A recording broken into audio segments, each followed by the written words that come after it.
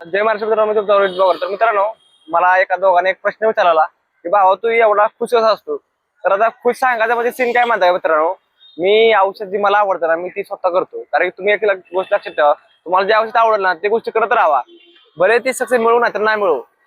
आता मला सांगा, आपण अशी किती गोष्टी करतो की बाबा आपल्याला ते म्हणजे जरी कारण नसताना सुद्धा करावं लागतात, म्हणजे बळजबरी थोडक्यात. तर तसं काय करू नका, लक्षात ठेवा. स्वतःला जोपर्यंत आवडत नाही ती गोष्ट तोपर्यंत ती गोष्ट करू नका मित्रांनो.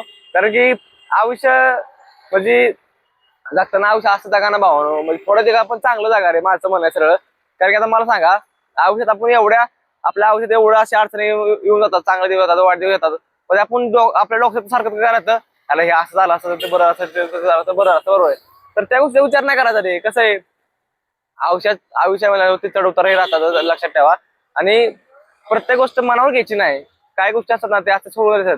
म्हणजे आता मला सांगा, आता एखादी गोष्ट जर तुम्हाला भेटली नाही तर आपण काय म्हणतो, त्याच्या आईला यार भेटा पावती अरे अशी गोष्ट तशी गोष्ट. पण एक गोष्ट लक्षात ठेवा की देवानं आपल्याला त्याच्यापेक्षा भारी गोष्ट आपल्यासाठी बनवली असेल आणि त्या गोष्टी आपली पहिली गोष्ट आपल्याला सुटून जाते, लक्षात ठेवा. त्याच्यामुळं आणि कुठल्या गोष्टीचा गर्व पाळू नका. कारण की गर्व नेहमी लक्षात ठेवा, गर्वाचे घर नेहमी खाली असते, लक्षात ठेवा.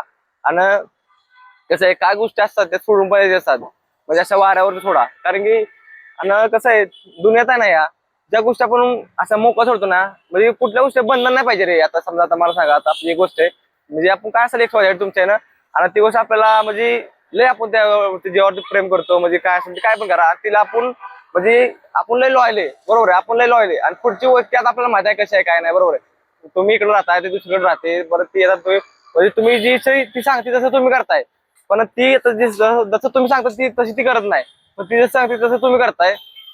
त्याचा आपल्याला पश्चाताप होतो कधी माहिती आहे का, जेव्हा आपल्याला समजताना भावनं की तिचं काय म्हणजे व्यक्ती असेल तर कोणी पण असतं, दुसरं काहीतरी चालू असते, तेव्हा आपल्याला समजतं की भावानो असा सीन झालाय. त्यामुळे लक्षात ठेवा, कुठली गोष्ट करणार जास्त म्हणजे स्वतःला त्रास होईल असे करू नका, लक्षात ठेवा. कारण की दुनिया लय मोठी आहे, दुनियात तुम्ही काही करू शकता. आणि कुठली गोष्ट अशी नाही दुनियात शक्य नाही. सगळ्या गोष्टी आणि अशक्य अशी काहीच नाही, दुनियात सगळं शक्य आहे, लक्षात ठेवा.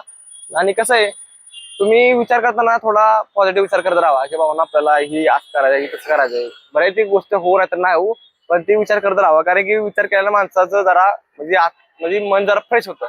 आणि मन फ्रेश झालं ना, माणूस जरा चांगला पद्धतीने जगतो. तर म्हणून मला तुम्हाला एवढं सांगायचं मित्रांनो की, आणि दुसऱ्याचं लय मनावरती काही जाऊ नका. दुनिया नाव ठेवा रे. आपण आपल्या पद्धतीने जगायचं, मस्त की आपली लाईफ आहे. आपण काय दुसऱ्या जेव जगत नाही, आपण स्वतः जेव, बरोबर आहे.